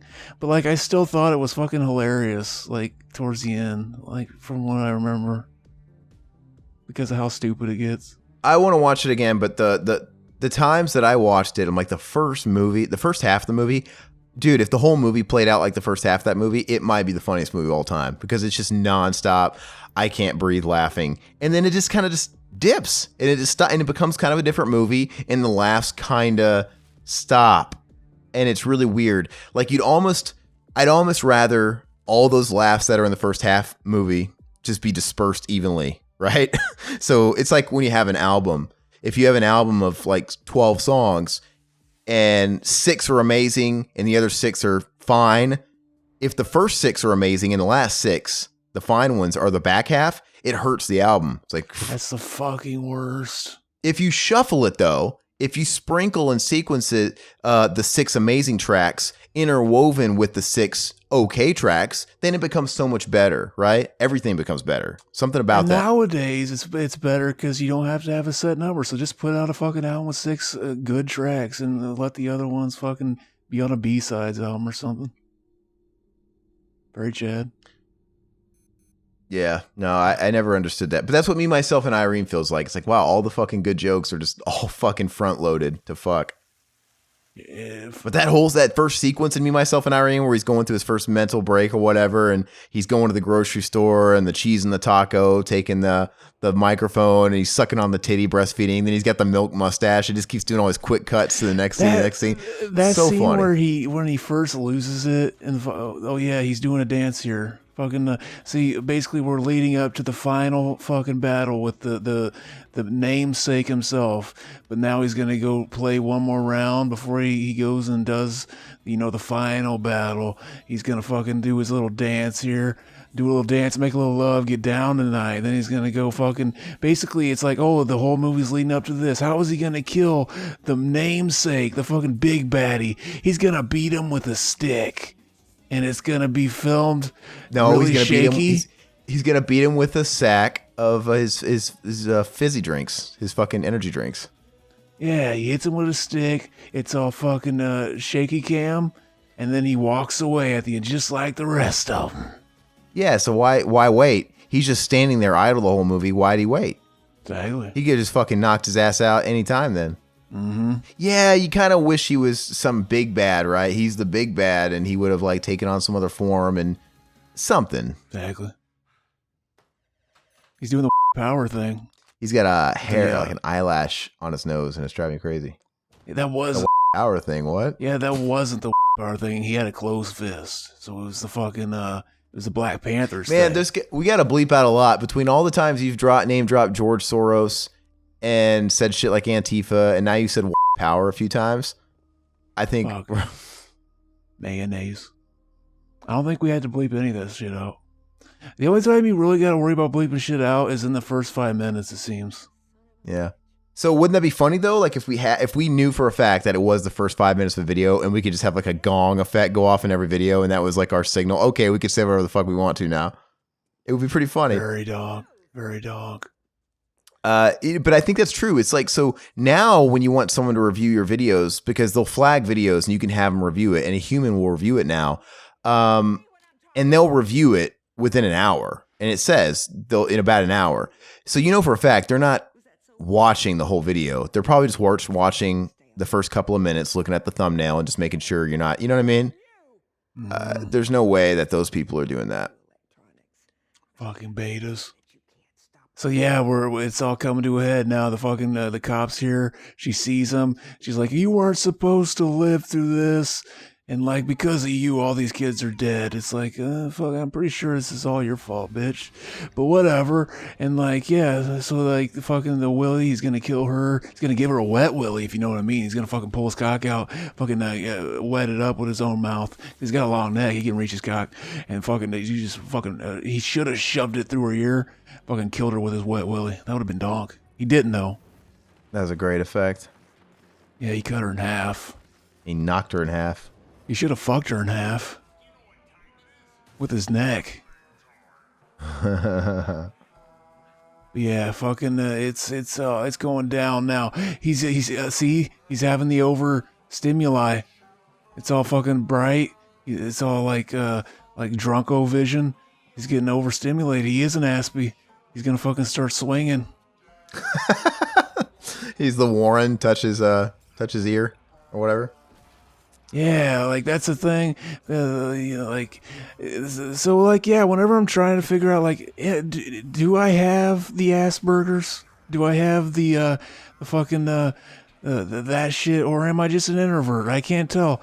And then it's like, oh yeah, the overstimulation. What is it they call that? The fucking whenever I forgot what they call it, but there's a word for like whenever some people shake their foot. Basically everybody, they call it stimming. Everybody does it, but like people on the spec, like, because everybody kind of shakes their foot like that. That's kind of an acceptable form. Is that of it. only with the foot? What is stemming? Basically, different people do it differently. So shaking your foot is like the more way everybody does it that is completely socially acceptable. But like, yeah, but other people can they can start doing the ear thing, fucking like kind of looking down at the ground. Yeah, it's weird. I need to figure out. Like, I've always heard it's hard to get an actual diagnosis though. Yeah, because it doesn't seem. I mean, doesn't everybody have some sort of little quirk to a degree? And so where do you call, you know what I mean? Like, that seems so gray. Exactly. Whatever. I mean, even if you could argue that 99% of the population is somewhere on the spectrum, who gives a fuck? It's like, if it's high functioning, and that's all that matters. Who gives a fuck? Like Dan Aykroyd, right? He's supposedly high on the spectrum, right? Oh hell yeah, you get high and never come back. But it doesn't matter. So if you're someone like that, or an Asperger's person or whatever, it doesn't mean you're stupid, and it doesn't mean you're stunted in any way. I think it's just, it just makes you quirky, or maybe it's literally a social thing, but it is. It's like a social anxiety type of thing, but it's just kind of its own thing. It's literally like how people used to say, "Oh, he's a weird kid. He's not like dumb or anything. He marches to the beat of his own drum." It's like that personified, basically. It's like that must have been what people meant when they said that. Yeah, but they just didn't know about it yet. But honestly, something like that, it doesn't really feel like a detriment. It doesn't feel like it's anything that brings anybody down. It's just like a negative thing. It's not for the most part. It is like, oh, he's socially awkward. So like, yeah. And a lot of those people are super brilliant too, right? Maybe their social levels are in a different area, but they fucking excel in other areas. So yeah, I don't really. There are people that are lower on there that are like they can't speak like that though. But like, you ever heard of that? Like what is it? It's like a fucking. They made that like public service announcement where they're like, "This is autism. It's gonna ruin your family." They basically shamed it. I think they've even they basically been diagnosed a hate group almost. Because they have all these political ads where they're basically talking about how oh yeah, they're basically making the victim out of the parent, Like, oh yeah, if your kid has autism, your life is over. I will never let you sleep. You'll never sleep another wink. I forget the name of it, but like, yeah, it's really funny when you watch it. But it's like, yeah, it's like, what the fuck? And that Sia, you hear about that movie she made called Music? No.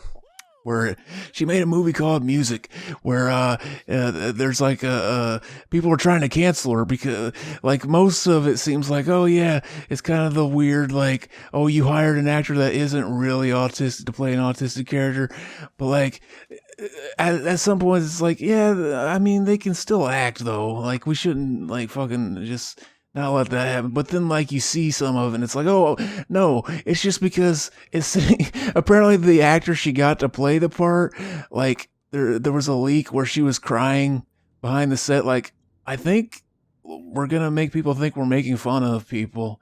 And she's like, no. Like she seems like, apparently she's like a singer or something. She seems really out of her element. She like made this movie about autism and people are just shitting on it and it's ridiculous. Like just look up fucking like type in Sia Music and to look up screenshots of the actress playing an autistic person and it looks really fucking cringy.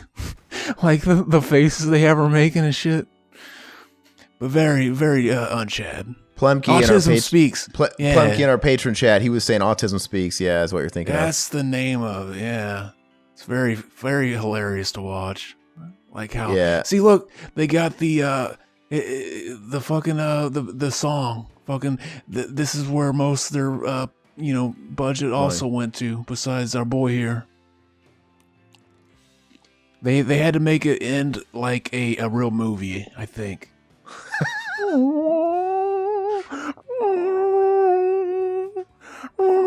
Can we get demonetized off Zach's slide guitar mumble voice?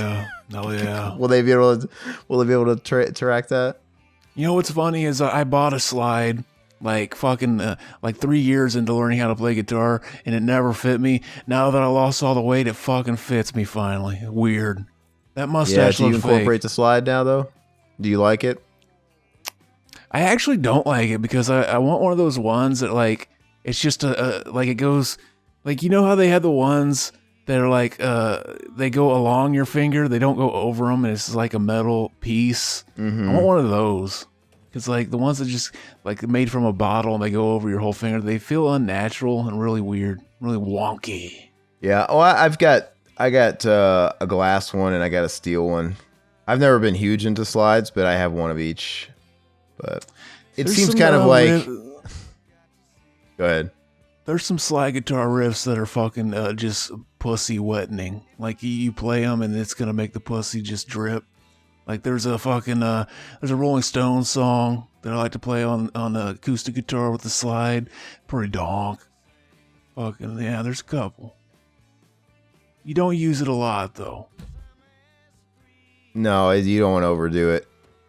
Let's go through some comments from the past couple weeks. Why not? Is that cool with you? Dog. The movie's ending. Nicolas Cage is riding off in the sunset with his new future wife. Oh yeah. Wife number 6. Fucking cat girl. You know, this 18-year-old girl he's gonna fuck and lose all his money to. Oh yeah.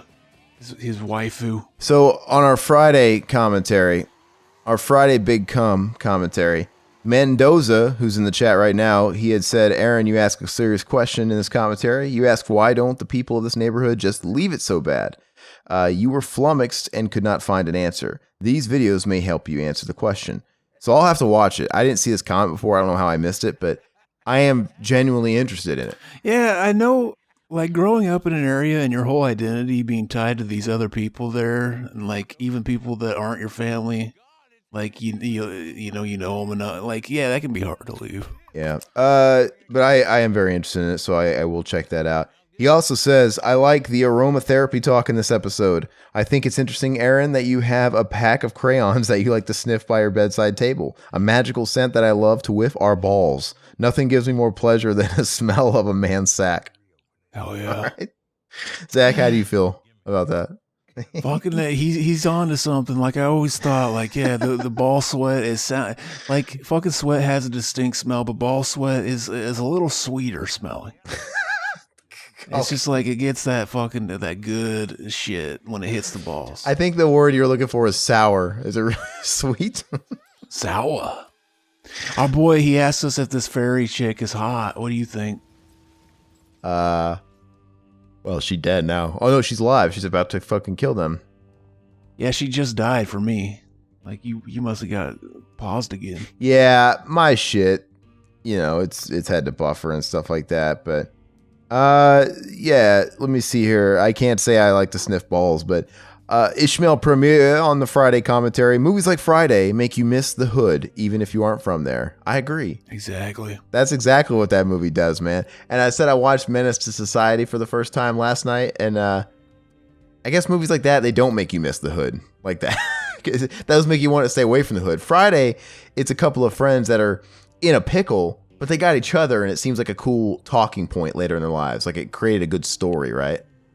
A memory. Yeah. A lot of people mix up the actual movie Menace to Society and Don't Be a Menace to Society, I guess, because, like, yeah, Menace to Society is a different one that was actually being mocked in Don't Be a Menace, yeah. Yeah. Let's see. What is this ending screen here? Is that like a lens flare? Why is that there? Did fucking our boy JJ have something to do with this movie? Hey, I'm guessing that you made this poll, Zach. You put it on the YouTube community page. You had basically what did people want to see more of? The overwhelmingly winner of the poll was live streams. Is that the people that are on the Patreon? Is our live streams the thing? Did you make that, by the way? Was that you? I did, because I saw a lot of people talking about how that was kind of a way to exploit the algorithm right now. And like you should do it while it's like a way to do that before they fix it. So I was like, oh, polls are a way to... I was wondering why I've seen so many people doing polls.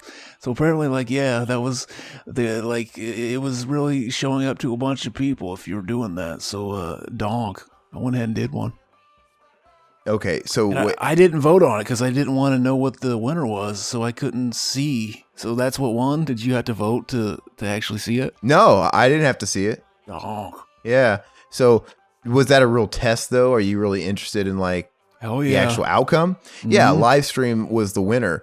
And I guess I'm just old, man. I guess I don't really quite get it, but, you know, Mac's always touting on about it, you know, live stream, man, live stream. And, you know, but I guess that is the way. I guess people really dig it. It's a lot of fun to do. And I'm definitely more inclined to do it more often if we can get like a big party like we did last week. That was so much fun. Like, that was fun. I like that, man. Those live hangouts and stuff. Oh, yeah. So we need to try and do that again this weekend and get some people on. And the game ones, too. I've been brushing up on Metroid Zero Mission. I think that's what I want to do next. I love that game. I love that game. Oh, that's a fucking awesome game. You gonna do that? Is that the next one? Oh yeah, it's a fucking awesome game, man. So yeah, I mean, you know, the best we can. We should definitely commit to doing those because people seem to like them. We always get a great turnout. So let's see here on Ghostbusters, the thumbnail that did not get our demonetization lifted. This was the reason. We have Mutineer. Will knows the score. Ghostbusters 2 is beta. I guess there was a chat going on there, but or no, maybe Will was in the chat when we were doing the stream. But yeah, I love Ghostbusters 2, man. We've been over this. I'm not gonna get into it. It's fun. He also says Ghostbusters is a bit of a sci-fi just because of all the ghost-busting equipment. That was when we were talking about how my argument was you could label Ghostbusters science fiction if you wanted to as well, because ghosts are not proven. Right? It's not proven. They're talking about ectoplasm. They got all that technology. It's just as science as any alien movie, in my opinion. I get it. You guys want to call it horror comedy. You could call it that too.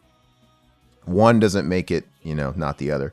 Witch King says the Weaver Beaver gives Zach coom brain, and cooming makes him feel good. Oh yeah. Cooming makes me feel good. Exactly. We need that on a shirt.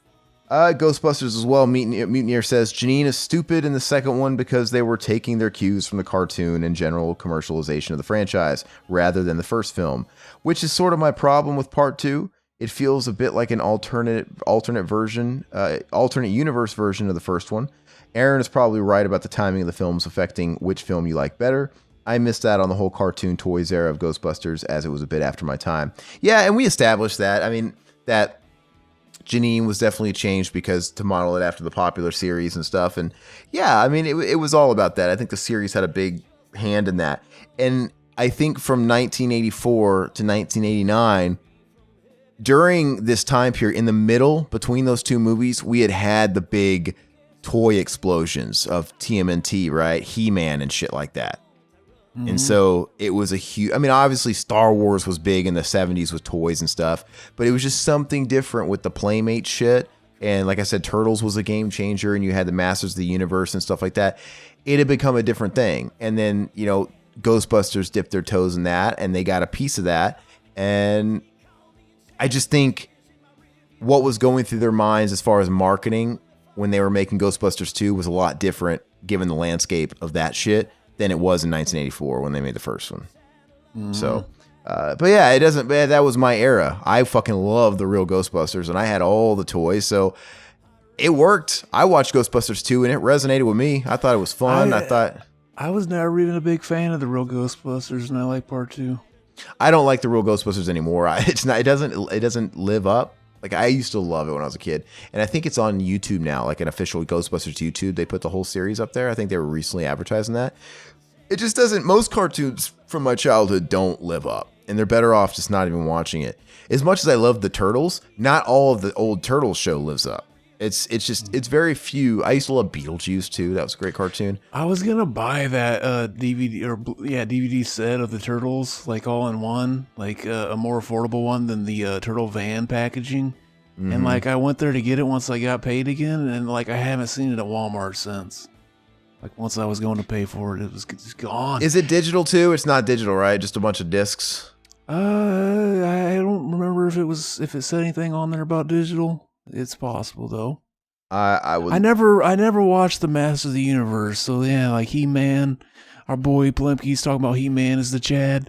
Yeah, I never watched that growing up. The cartoons that hold up for me came like maybe a couple years later, right? Because the real Ghostbusters, all this shit, this was really early for me. This is like when I was like 3 and 4 years old. But a couple years later, some of those Nicktoons, like Doug, still holds up if you watch something like that. I think the 90s Marvel cartoons, the Spider-Man animated series and the X-Men animated series and the Batman animated series too, those hold up very, very well. Those are still really fun to watch. So yeah, Doug still holds up like it did when I was a kid. I find myself, like when I watched it again most recently, I was probably like 29 or something. I was watching it, and I found myself getting angry at Doug like I did when I was a kid. Like, fucking Doug is an idiot. Like, why does he fucking try to solve problems this way? Like, he's just so fucking stupid. The way he does this shit, the fucking Pimple episode. Like, yeah, I don't remember what it was about it, but like, fucking, I hate fucking Doug, like how he does this shit. And I found myself actually thinking that as a 29-year-old, watching it and thinking like, I remember thinking that shit as a kid. Yeah, Rocko's Modern Life holds up. Ren and Stimpy is still funny as fuck, that first few seasons. So yeah, there's a big difference between the cartoons that were on for me when I was 3, 4, and 5, and then like from 6, 7, 8. Oh yeah. Because maybe it's the demo. Maybe they were attacking just a couple years older, right? Because you watch Doug, and it's a little bit more not adult, but preteen. Like it's talking about themes and stuff a kid's dealing with. You watch the real Ghostbusters and shit like that. It's total fantasy. It's like that 4-year-olds watch that. Yeah, it just changed a little bit. And it's X-Men and Spider-Man. There's a lot of serious shit in that, right? They're dealing with prejudice and shit like that. Spider-Man's got all sorts of real life problems going on. So, yeah, I think it has something to do with the age thing. Psycho commentary, Mutineer says, it's funny you compared this to Pulp Fiction regarding having a bad day. The scene in Pulp Fiction where Bruce Willis runs into Marcellus Wallace with his car right before they end up in the dungeon was a homage to Psycho. The scenes of Marion Butch driving and stopping to see Marion's boss, Marcellus, at the intersection. I never thought about that.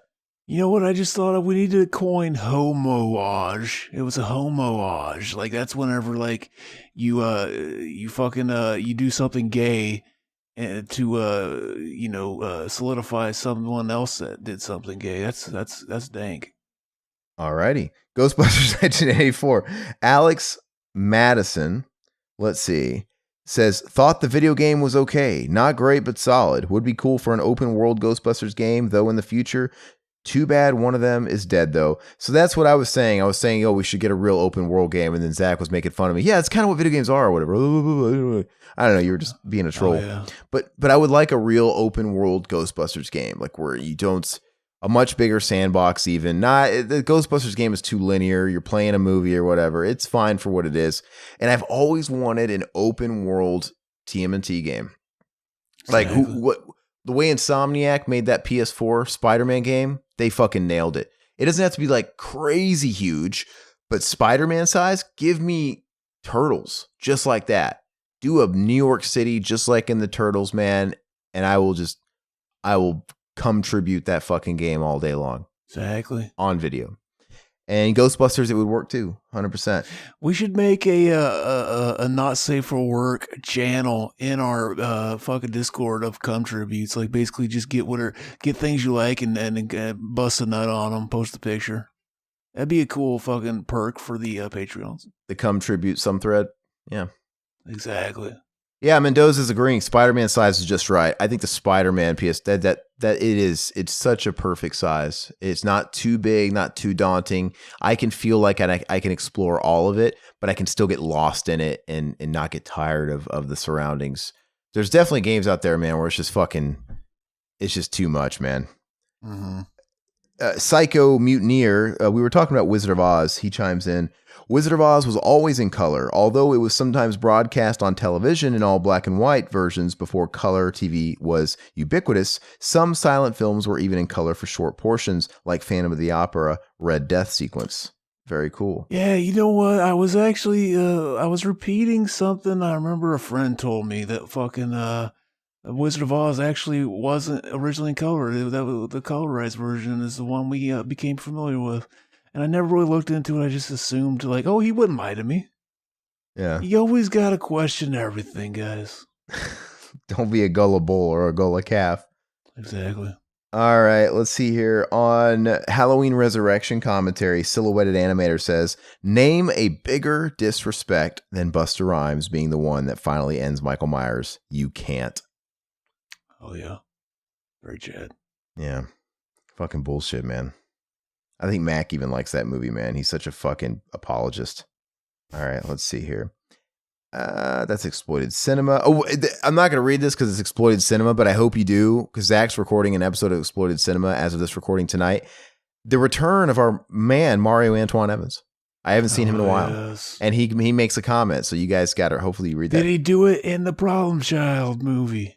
Yeah, which is really fucking weird. But I thought that was of note. Ghostbusters commentary, Blocko69 says, you guys ever do Wayne's World? We did Wayne's World 2. Did we not do the first one, Zach? We haven't. That was another one we could have done for the exploitation last time. Yeah. So, and sometimes I always have to look, man. I always have to go through the archives. Like, I don't know, did we? I don't fucking remember. So yeah, we got to do that one eventually. Let's see. I don't give a shit if this is a Cinema Enema comment. I'm still going to read it here too, just because it made me laugh. Anna Jones said, the 1,000 dislikes on this video are from angry Scrabble players. That's the best fucking comment ever. I was like, yeah. You get the reference if you listen to the episode. Exactly. Well, what's the word he tries to play that he gets so pissed off about? I can't remember. I can't remember. Wait, that's all Cinema Enema. I'm not going to read that stuff. That was an exception. All right. I love this comment on Idle Hands commentary by someone named Robin Patrick. Not Robert Patrick, not the T1000. This is Robin Patrick. And it just says in all capital letters, lose. And I'm pretty sure they mean losers or loser or something, but it's like lose. Like lose what? Shit. I wanted to fuck with them. Like you just type win. Exactly. It just doesn't make any sense. Like I said, if you're look, this guy's got a very Western sounding name. There's no reason for this kind of typo. He's a fucking caveman. He only speaks in monoslavic fucking terms. Okay. All right. And the rest of the comments that I would go through, they're all about Ghost in the Shell and the Cinema Enema we just posted this past week. So that's it for the comments. Hey, does anybody listening on Patreon, you guys have anything you wanted to address? Maybe I'll go through some of these comments here. Yeah, Adrian Mendoza says X-Men was his fucking jam. I love it. I love that show. I'm not. I'm like everybody else now. I eventually caught up, and it's like, dude, the Marvel movies are so fucking tired. I'm done with it, man. But I don't let the oversaturation of that shit hurt my love of the properties, right? From the old days. I like a lot of the old Marvel video games. I like the old cartoons. I still love and collect some of the old Marvel toys. In particular, I love Spider-Man and I love X-Men. And both those franchises, Spider-Man in particular, they have the best rogues gallery of villains. They're so fucking awesome. I love all that shit. Plemke is showing off his TMNT 2003 collection. Still need to get the 80s show. I'd never seen the 2003 any of it. I've never seen any of that. Yeah, not really either. But I dipped my toes into a few episodes, and I want to explore it. It does. I do like the art style. I think when that came out, I was kind of put off. I was probably an elitist. In 2003, I was probably a little too old and too cool for school. I'm like, I don't give a shit about this. I've heard people swear that it's even better if you're able to get into it. And I don't know if it's, like I said, an age thing, like if you were coming up from that era, right? Then those people are going to like the 03 version better. But I think I was put off by the art style at the time. But now that I've seen all the different iterations of Turtles that have come out since then and how like drastically worse the art style has gotten and more kid friendly, it is pretty cool. The art style in a lot of ways, the way they designed the Turtles, in a lot of ways is superior. And less kid friendly than the 80s version, and it's really neat. So they gave them all different kind of colors of green. They don't all have the same identical look except for their bandanas. That was probably a clever way to go. Yeah, and in the 80s one, their shin pads and elbow pads are the colors of their bandanas, and this one it's more like the movies, right, where they're brown and stuff, and they just have, yeah, you're right, the different color skin tones and the masks. But, I really, really want to take a deep dive into it too. Maybe I'll get that Paramount Plus enough, just long enough to kind of watch those. I'm definitely going to get that once that new Beavis and Butthead movie drops, yeah. Is Paramount Plus out yet?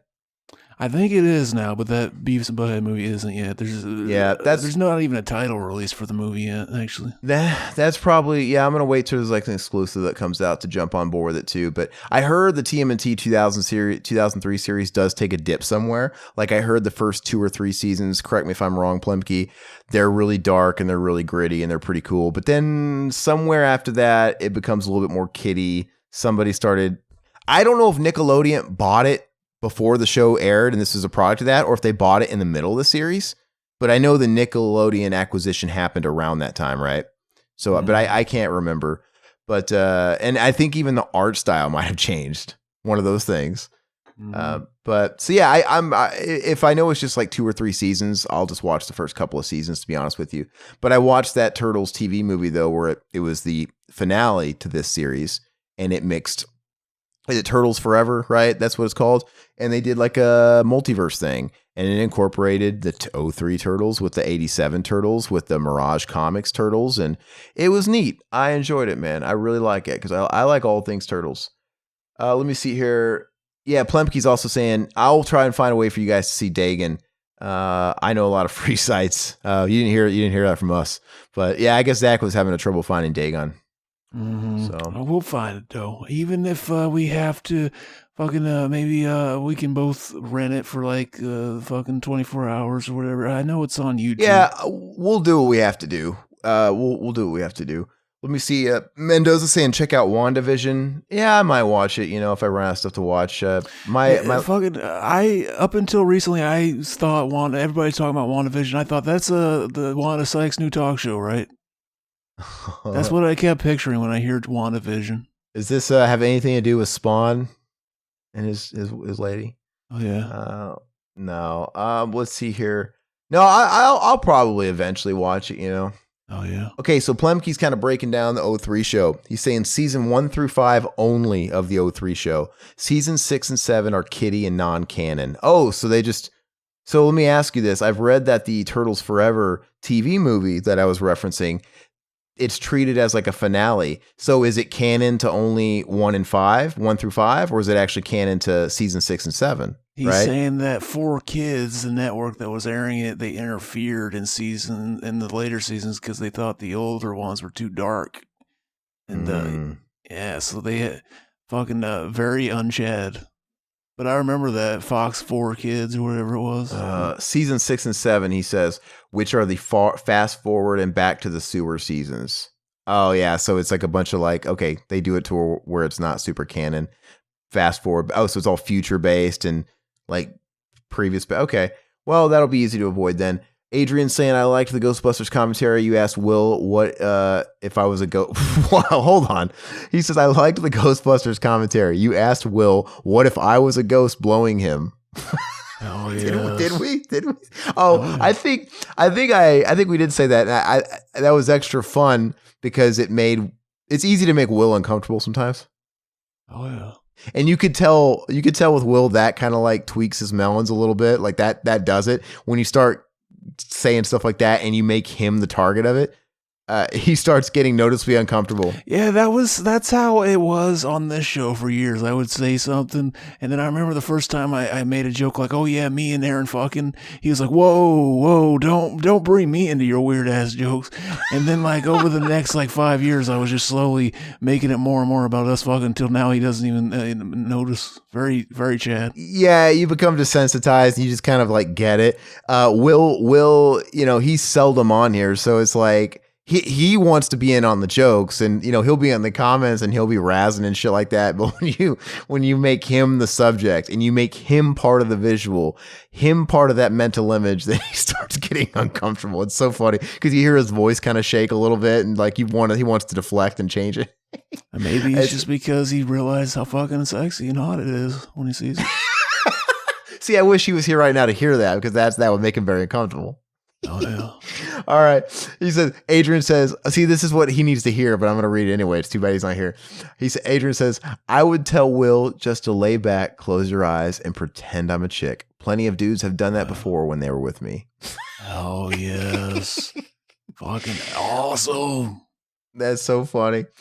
Let's see. Plemke sent you a link. Turtles Forever treats the plot points in seasons. Oh, as if season 6 and 7 never happened. Awesome. So I like Turtles Forever. So yeah, I'll have to go back and actually watch the full first 5 seasons then. Oh yeah. Man, this is the last comment I'll read, guys. Mendoza just says, yeah, he's laughing. He's like, gay shit makes Will weird. Very. You got to remember, man. You got to remember, Will's from like Mississippi. Mississippi. I don't know. They just got rid of they got rid of the fucking Confederate flag on their fucking state flag recently. There you go. Anyway, I guess we're going to wrap up here, guys. So thank you guys. First and foremost, thank you to you guys, patrons. Got Plemke in here. We got Mendoza in here for joining us and obviously supporting us. We appreciate you immensely. And you make it a lot of fun when you guys listen to us. And thank you so much for what you guys don't see if you're listening to this on YouTube or on free feeds. Sometimes I was having some fucking technical difficulties. I was having connection issues. They have to endure this, but that's not a normal thing. So thank you for the patience. You guys too out there, if you guys ever wanted to support us on Patreon, literally the price of a black coffee, $2 a month, you can have access to our private Discord. We have a general Discord for everybody. So hop in there, say hi. We're a lovely bunch. But the Patreon support, what's that? You were gonna interrupt? Yeah. Make sure you let us know if you become a Patreon. Like send us like you're either on Patreon or in the Discord. Send us like a screenshot of your Patreon name or your if you're on Patreon, send us your Discord name so that we give you those privileges, like so that you can enter in, listen to this and stuff, babe. Because there's still one person that hasn't claimed it, and I think it's just because they're not on Discord yet. So maybe, we'll figure that out, baby. Yeah, so let us know. And along with that access to joining us when we record stuff live, and we'll answer questions and chat with you during it. You'll also get all the content early access. We shoot for at least 3 days for all the shows. We have. I think we're due to put up another Ash vs. Evil Dead, right? Where are we at? Do we have everything up so far that we've done? Mm-hmm. Okay, so this week we're going to this next weekend. Let's record more of that. Do you want to do one? A couple? But Zach and I have committed to doing the entire Ash vs. Evil Dead commentary series for commentary. That's on Patreon only. I think we're at like episode 4 or something. I don't know, something like that. But we're trucking along. Todd's been putting up a shit ton of behind the scenes sort of pickup videos and review videos that are a lot of fun. Yeah, a lot of stuff, a lot of vault shit. So check it out if you want. If not, your support on YouTube and all the streaming platforms means a lot to us as well. Just make sure you're subscribed. And if you want to make sure you're seeing all of our videos, please hit the notification bell because shit gets buried in the algorithms and in the shit all the time, man. So it's really annoying. And also, I hate to be that guy that asks for it, but if you haven't already, like the video, like just take a second if you're on YouTube, listen to us right now. You're listening to my sexy voice right now. Like the video because that helps us immensely keep our videos out there for other people to find us. So that's a huge means of support. And same thing on free feeds, right? We're on Apple Podcasts. You might be listening to us right now on there. Spotify, Google Play, Stitcher. Leave us feedback there or whatever, term of rating is applicable to what you're listening to us on. Help us out there. It's the same rules apply. And we also have a Teespring for anybody that wants to support us while rocking some swag, rocking a sweet Revival House Network shirt or a BTM shirt or a Mac and Zach shirt, etc., a Cinema Enema shirt. I still got to buy my own Cinema Enema shirt because I want one. But yeah, that's really cool. They always help us out a lot and kick us back a nice portion when those are sold. So, but that's all we got. So next week we're going to continue with our exploitation for Patreon Choose Month. Our boy Plemke, he sent me an IM and he's saying that he has a link for us to watch Dagon. So send it to me, baby. Send it to me. I don't know if he's on. He might have had to back off, but go ahead and send it to Zach as well, or if not, I'll forward it to Zach. But yeah, if we get that one work out, we'll do Dagon next. But like I said, we'll make sure we have a working copy, but hopefully Dagon will be next. But we have a good slew of flicks that we have to do. So, all right, guys. Thank you guys so much. Thank you for joining. We'll see you next week. Bye-bye, puppets. End of the week at the Revival House. Next month's theme, you gotta figure it out. Italian zombies or Pauly Shore, a slasher with a knife and the girl next door. And 1 second in, get it all queued up and ready, hit play in 3, 2, 1. Bye-bye puppets, Zach Pete in a solo cut band. Couldn't miss Cameron's love and Josh's Scott failed and Riverman's bail. Bye-bye puppets.